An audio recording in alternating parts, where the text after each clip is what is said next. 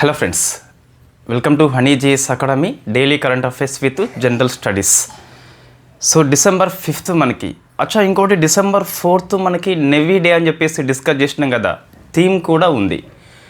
So theme ఏంటి అంటే ready combat, యుద్ధానికి సిద్ధంగా ఉందాం మనము, అండ్ ఆత్మ నిర్భర్ అని చెప్పేసి అంటే ఈ డిఫెన్స్ సెక్టార్లో స్వదేశీ సాంకేతికతకి ప్రాధాన్యం ఇస్తూనే యుద్ధానికి సిద్ధంగా ఉండాలని చెప్పేసి నెవీ డే థీమ్ తీసుకోవడం జరిగింది. నిన్న పిఐబి న్యూస్లో మనకి నైట్ అప్డేట్ కావడం జరిగింది.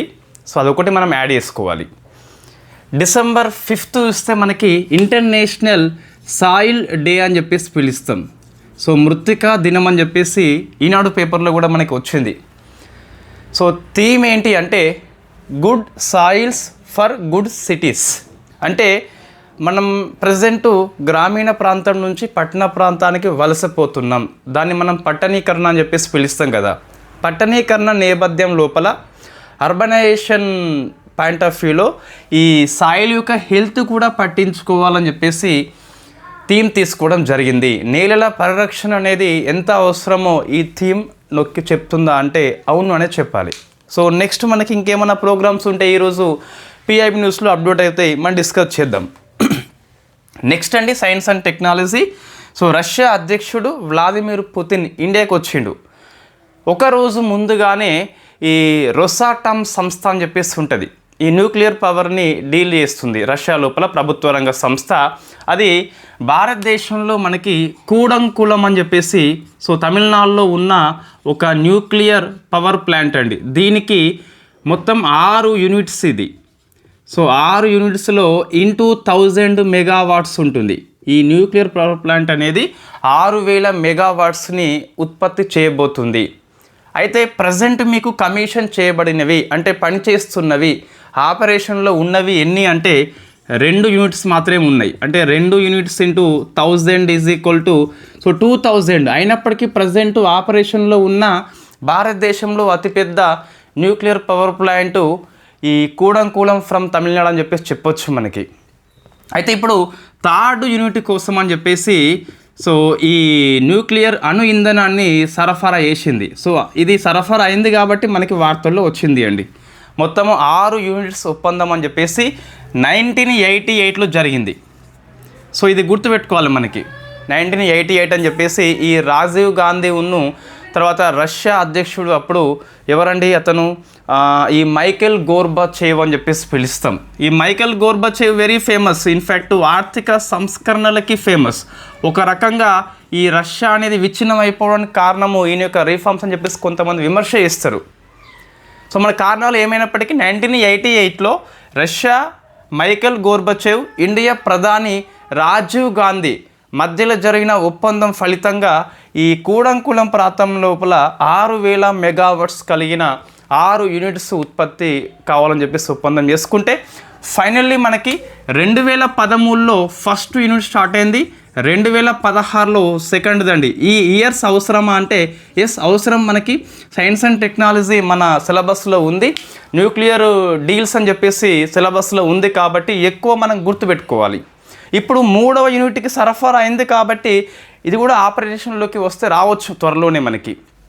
సో ఇది ఒకసారి మనకు న్యూక్లియర్ టెక్నాలజీ మనం ఒక 2.5 hours క్లాస్ చేసి ఉన్నాం 2024 ఇయర్లో. ఒకసారి చూసుకోండి, మీకు మంచి అవగాహన వస్తుంది. ఈ అణుశక్తి విషయంలో మీరు యూపీఎస్సీ ప్రిలిమ్స్ స్థాయి ప్రశ్నలు ఈజీగా చేయగలుగుతారు. క్లాస్ అనేది ఈజీగా అర్థమవుతుంది కూడా. సరే ఫస్ట్ చూస్తే మనకు ఇది ప్రెషరైజ్డ్ వాటర్ రియాక్టర్ కేటగిరీ అండి. But it is imported from Russia. భారతదేశంలో మొట్టమొదటి ప్రెషరైజ్డ్ హెవీ వాటర్ రియాక్టర్ ఏంటని చెప్పి చూస్తే రీసెంట్ మనం 24 ఇయర్లో స్టార్ట్ చేసుకున్నాం. అది గుజరాత్లో ఉన్న కాక్రాపారా అని చెప్పేసి పిలుస్తాం. 700 మెగావాట్స్ సామర్థ్యం కలిగిన nuclear power plant. It is first pressurised heavy water reactor అని చెప్పేసి పిలుస్తాం. కూడంకులం మనం ఇంపోర్టెడ్ చేసుకున్నాము. ఈ కాక్రాపారా మనము డొమెస్టిక్ లెవెల్లో మనమే తయారు చేసుకున్నాం.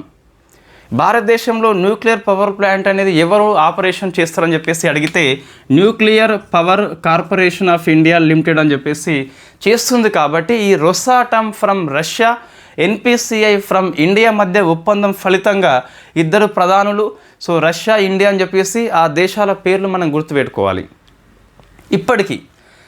ఇప్పటికీ అతిపెద్దది అంటే కూడంకులం అని చెప్పేసి వస్తుంది. ఒకసారి మహారాష్ట్రలో ఉన్న జైతపూర్, దానికి ఫ్రాన్స్ హెల్ప్ ఇస్తుంది. అది ఇంకా ఒప్పందం జరిగింది కానీ ఆపరేషన్లోకి రాలేదు. అది 9,000 కంటే ఎక్కువ ఉంది. అది అతిపెద్దది అవుతుంది, బట్ అది ఇంకా మనకి ఆపరేషన్లో లేదు. ఆ మాటకు వస్తే ఒప్పందం కూడా అమల్లోకి రాలేదు, ఇంకా సంతకాలు మాత్రమే అయిపోయినాయి. సో ముందు అడుగు అయితే మనకి వేసినలా అంటే నో అని చెప్పాలి. నెక్స్ట్ చూస్తే మనకి ఇంతవరకు భారతదేశంలో ఈ అణు సామర్థ్యం ఎంత అని చెప్పి చూస్తే న్యూక్లియర్ పవర్ అనేది 22 రియాక్టర్స్ 6780 మెగావాట్స్ అని చెప్పేసి 2025 ఎడిషన్లో కూడా ఇస్తున్నారండి అన్ఫార్చునేట్లీ. సో మనం డిస్కస్ చేసినాం కరెంట్ అఫైర్స్లో 24 ఇయర్లో మనకి 2 వచ్చినాయి. సో మొత్తం మీద ఒక 24 రియాక్టర్స్, ఒక 1400 మనకి యాడ్ అయింది. సో 0, 8, 1, 8 అని చెప్పేసి 8180 మెగావాట్స్ అని చెప్పేసి పిలుస్తాం. ఇట్ ఈస్ కరెక్ట్ అండి, ఇట్ ఈస్ కరెక్ట్. ఇది మన పిఎం మోడీ గారే స్టార్ట్ చేసిళ్ళు. పిఎం మోడీని మనం అబద్ధం చేయొద్దు కాబట్టి 8180 అని చెప్పేసి గుర్తుపెట్టుకోవాలి. ఆపరేషన్లో ఉండే 24 రియాక్టర్స్. అచ్చా, మరి ఇండియా యొక్క లక్ష్యం ఏంటని చెప్పేసి అడిగితే 2031-32 నాటికి మొత్తం మీద 22,800 మెగావాట్స్ ఉత్పత్తి చేయాలని చెప్పేసి లక్ష్యం పెట్టుకున్నాము. ఈ లక్ష్యం వైపు అడుగులు వేస్తున్నామా అంటే కొద్దిగా వెనుకబడి ఉన్నామని చెప్పొచ్చు. అయినంత వరకు మనము సాధ్యమైనంత వరకు ప్రయత్నం చేసే ఏర్పాట్లు జరుగుతున్నాయి. సో ఇప్పుడు ఎందుకు ఇదంతా వార్తల్లో వచ్చింది అంటే కూడంకులం యొక్క 3rd యూనిట్కి రొసాటమ్ సంస్థ అణు ఇంధనం సరఫరా చేసింది. సో ఫస్ట్ ఇంధనం వచ్చింది, నెక్స్ట్ పుతిన్ వచ్చాడు. సో ఇది famous current affairs and famous updates మనకి. సో కూడంకులం అని చెప్పేసి తమిళనాడు గుర్తుపెట్టుకోండి. 1988 ఒప్పందం అండి. 2013లో ఫస్ట్ది, 2016లో సెకండ్ అని చెప్పేసి గుర్తుపెట్టుకోవాలి. నెక్స్ట్ తర్వాత సో డిఫెన్స్ టెక్నాలజీ మనకు మన నేవీ చీఫ్ దినేష్ కుమార్ త్రిపాఠి అని చెప్పేసి, డేకే త్రిపాఠి అని చెప్పేసి త్వరలోనే ఐఎన్ఎస్ అరిదామన్ సో దీన్ని కమిషన్ చేస్తారు అట. ఇది మనకి వార్తల్లో వచ్చిందండి. ఐఎన్ఎస్ అరిదామన్ త్వరలోనే మేము కమిషన్ చేస్తామని చెప్పేసి. నేవీ డే December 4th కాబట్టి ఆ రోజు మనకి మీటింగ్ పెట్టుకుంటాం కదా. సో ఆ సందర్భంగా ఇది వ్యాఖ్యానించాడు. ఇదే ఇయర్లో మేబీ డిసెంబర్ ఎండింగ్ కల్లా ఇది అయిపోతుందట. సో మనకి దీంతో ఇది ఏ కేటగిరీ అని చెప్పేసి, ఏ క్లాస్ అని చెప్పేసి, ఎంత సామర్థ్యం అని చెప్పేసి మనం గుర్తుపెట్టుకోవాలి. ఫస్ట్ ఇది ఒక సబ్మెరైన్ అండి. ఇది ఒక సబ్మెరైన్ అంటే జలంతర్గామ్ అని చెప్పేసి పిలుస్తాం. జలం లోపల ఇది ప్రయాణం చేస్తుంది. ఇది ఏ రకమైందని చెప్పేసి అడిగితే SSBN రకం అండి. అంటే సబ్మెరైన్ షిప్పే కానీ బాలిస్టిక్ న్యూక్లియర్ అంటే బాలిస్టిక్ మిసైల్ని మోసుకపోయే సబ్మెరైన్. ఇది బాలిస్టిక్ మిసైల్ మోసుకపోతుంది. అంటే మనము నీటి యొక్క అడుగు భాగాన్ని నుంచి కూడా మనము బాలిస్టిక్ మిసైల్ లాంచ్ చేయవచ్చు అంటే చేయవచ్చు అండి. సో మనం దీనికోసం అని చెప్పేసి K-15 missile and K-4 మిసైల్ని నిర్మించుకున్నాం. K-15 యొక్క మిసైల్ యొక్క మరొక పేరే సాగరిక అని చెప్పేసి పిలుస్తాం. K-4కి ఇంకా పేరు పెట్టలేదు. వై? బికాస్ మనం K-4ని ఇంకా లాంచ్ చేయలేదు కాబట్టి పేరు పెట్టలేదు మనము. సో ఇంతకుముందు మనకి SSBNలు లేవా అంటే ఉన్నాయండి. ఒకటి INS అరిహంత్ అని చెప్పేసి పిలుస్తాం. ఇది మనం స్వదేశీయంగా నిర్మించుకున్న ఫస్ట్ SSBN. సెకండ్ ఇది 2017లో మనకి అందుబాటులోకి వచ్చిందండి. 2016లో మనకి అందుబాటులోకి వచ్చింది. తర్వాత INS అరిఘాట్ అని చెప్పేసి పిలుస్తాం. INS అరిఘాట్ అనేది 2024లో మనము కమిషన్ చేసుకున్నాము. సో ఇవి 2 ఇయర్స్ గుర్తుపెట్టుకోవాలి. థర్డ్ SSBN INS అరిధామన్ అని చెప్పేసి పిలుస్తాం. ఈ అరిధామన్ అనేది ఇంకా రాలేదు. మోస్ట్లీ ఇదే ఇయర్లో రావచ్చు, లేదా నెక్స్ట్ ఇయర్ స్టార్టింగ్ మంత్లో వస్తే రావచ్చు అండి. కాబట్టి మనం ఇయర్ ఇక్కడ మెన్షన్ చేయొద్దు. It is third SSBN. SSBN means submarine నుంచి మనము బాలిస్టిక్ మిసైల్ని లాంచ్ చేస్తున్నామండి. మనకు INS అరిహంత్ వెరీ ఫేమస్. ఎందుకోసం అంటే మనకు ఎయిర్ నుంచి న్యూక్లియర్ మిసైల్స్ని లాంచ్ చేసే సామర్థ్యం ఉంది, మనకు ల్యాండ్ నుంచి ఉంది. సో సీ నుంచి కూడా ఈ అరిహంత్తో వచ్చింది. దీన్నే మనము న్యూక్లియర్ ట్రయాడ్గా పిలుస్తాం. సో INS అరిహంత్ యొక్క కమిషన్తోని మనకు న్యూక్లియర్ ట్రయాడ్ అని చెప్పేసి పూర్తయింది. సో అంటే మనము ఈ నింగి, నేల, సముద్రం నుంచి అణు మిస్సైల్స్ని ప్రయోగించే కెపాసిటీ చాలా తక్కువ కంట్రీస్కి ఉంటుంది. మనం కూడా అచీవ్మెంట్ అయినామని చెప్పేసి చెప్పుకోవచ్చు. డిఫెన్స్ సెక్టార్లో ఆత్మ నిర్భర్ భారత్ అని చెప్పేసి మనం థీమ్ తీసుకున్నాం నెవీ డేన. సో దానికి స్ఫూర్తిగా తీసుకొని ఐఎన్ఎస్ హరిదామన్ కూడా త్వరలోనే మనకు కమిషన్ చేయడం జరుగుతుంది. ఇట్ ఈస్ థర్డ్ SSBN అండి, సబ్మెరైన్ షిప్ బాలిస్టిక్ న్యూక్లియర్ అని చెప్పేసి పిలుస్తాం. అయితే దీన్ని ఎవరు నిర్మించారని చెప్పేసి అడిగితే ship building centre from Visakhapatnam అండి. Ship building centre from Visakhapatnam. అరిహంత్ని వాళ్ళే, అరిఘాట్ని వాళ్ళే, హరిధామన్ను కూడా వాళ్ళే. సో ఇయర్స్ కంపల్సరీ గుర్తుపెట్టుకోవాలి, ఎగ్జామ్లో వస్తాయి. అయితే ఈ అరిహంత్ అనేది కేవలం K-15 మాత్రం ప్రయోగిస్తుంది. K-15 యొక్క పరిధి 750 km మాత్రమే ఉంటుందండి. అదే ఈ అరిఘాట్ అనేది K-4ని కూడా ప్రయోగిస్తుంది. ఇది సుమారుగా మనకి 3500 అని చెప్పేసి పిలుస్తాం. సో దీనికి పరిధి ఎంత అంటే 3500. ఈ అరిఘాట్తో కంపేర్ చేస్తే హరిధామన్ అనేది ఇంకా ఎక్కువ సామర్థ్యం కలిగి ఉంటుంది. సో K-4 కోసమే అది తయారు చేయడం జరిగింది. ఇది వార్తల్లో ఉన్న డిఫెన్స్ సెక్టార్ న్యూస్. సెకండ్ చూస్తే డిఫెన్స్ సెక్టార్లో మనకు ఈ December 4th నేవీ డే కదా, ఆ రోజు మనము ఇండియన్ మారిటైమ్ డాక్ట్రైన్ని ఆవిష్కరించడమండి. సో ఇండియన్ మారిటైమ్ డాక్ట్రైన్ అంటే ఏంటి అంటే భారతదేశంలో ఈ నేవీ యొక్క సిద్ధాంతం అని చెప్పేసి పిలుస్తాం. వెరీ ఫస్ట్ టైం మనకు 2004లో వచ్చింది, సెకండ్ టైం 2009లో వచ్చింది, థర్డ్ టైం 2015లో వచ్చింది. సో ఫోర్త్ 2025 అని చెప్పేసి మనం అప్డేట్ చేసుకున్నాం. దీని యొక్క స్లోగన్ ఏంటని చెప్పేసి అడిగితే నో వార్ నో పీస్, యుద్ధము లేదు, శాంతి లేదు. మేము ఆపరేషనల్ అంటే అప్పుడున్న కండిషన్ బట్టి మా యొక్క అప్రోచ్, మా యొక్క డాక్ట్రైన్ ఉంటుందండి. సో 2025 యొక్క డాక్ట్రైన్ యొక్క థీమ్ ఏంటి అంటే నో వార్ నో పీస్. అంటే యుద్ధము లేదు అలా అని చెప్పేసి శాంతి కూడా లేదు, డిపెండ్ ఆన్ ది సిచ్యువేషన్. వాళ్ళు వస్తే మేము వస్తాం, వాళ్ళు రాకుంటే మేము రాము అని చెప్పేసి. మన న్యూక్లియర్ పవర్ యొక్క థీమ్ కూడా నో ఫస్ట్ యూజ్ పాలసీ అని చెప్పేసి ఉంది కదా. నో ఫస్ట్ యూజ్ అంటే మేము ఫస్ట్ అణుదాడి చేయము, వాళ్ళు చేస్తే మాత్రము మేము ఊరుకోమని చెప్పేసి మన న్యూక్లియర్ పవర్ యొక్క పాలసీ. సో అదేవిధంగా డిఫెన్స్ సెక్టార్లో మారిటైమ్ సిద్ధాంతం కూడా నో వార్ నో పీస్, యుద్ధం లేదు, వాడు యుద్ధం చేయకుంటే మేము చేయము. నో పీస్, వాడు శాంతి లేకుంటే మేము కూడా శాంతిగా ఉండం, మేము కూడా అటాక్ ఇస్తామని చెప్పేసి చెప్పడం జరిగింది. Some times attack is the best defence అని చెప్పేసి కొంతమంది చెప్తారు. సో ఇది మనకు డిఫెన్స్ సెక్టార్ లోపల రెండు ఫేమస్ అప్డేట్స్ అండి. ఐఎన్ఎస్ హరిదామన్ ఫేమస్సే, అండ్ ఈ మారిటైమ్ డాక్ట్రైన్ యొక్క సిద్ధాంతం ఏంటి నో వార్ నో పీస్ అని చెప్పేసి గుర్తుపెట్టుకోవాలి. నెక్స్ట్ అపాయింట్మెంట్ చూస్తే మనకు ఇది పాకిస్తాన్ అప్డేట్ అయినప్పుడు మనకు కొద్ది వరకు ఇంపార్టెంటే అండి. పాకిస్తాన్ లోపల రాజ్యాంగం ఉంటుంది కదా వాళ్ళకు కూడా, అందులో 27వ రాజ్యాంగ సవరణ చేసి కొత్త పదవి క్రియేట్ చేయడం జరిగింది. అది చీఫ్ ఆఫ్ డిఫెన్స్ ఫోర్స్ అని చెప్పేసి పిలుస్తాం. వెరీ ఫస్ట్ CDFగా మనకి అసీం మునీర్ అని చెప్పేసి నియామకం పొందిండు. సో అసీం మునీర్ గుర్తుపెట్టుకోవాలంటే ఇన్ఫ్యాక్ట్ వేరే ఎగ్జామ్స్ ఉన్న వాళ్ళకి అవసరం, గ్రూప్ 2 లాంటి వాటికి అవసరం లేదు. ఈ ఇయర్లో ఎగ్జామ్స్ ఎట్లా ఉండవు కాబట్టి, సో ఉండవని చెప్పేసి మనం రిలాక్స్ కావద్దు. మనం స్టాటిక్ పోర్షన్ని ఎక్కువ కవర్ చేయాల్సిన అవసరం ఉంది కరెంట్ అఫైర్స్ కంటే. సబ్జెక్ట్లో వచ్చి అప్డేట్స్ని ఫోకస్ చేయండి. ఐఎన్ఎస్ హరిదామన్ సబ్జెక్ట్ అప్డేటు మన నెక్స్ట్ ఇయర్ చదువుకోవాల్సిందే compulsory. Maritime doctrine subject update చదువుకోవాల్సిందే.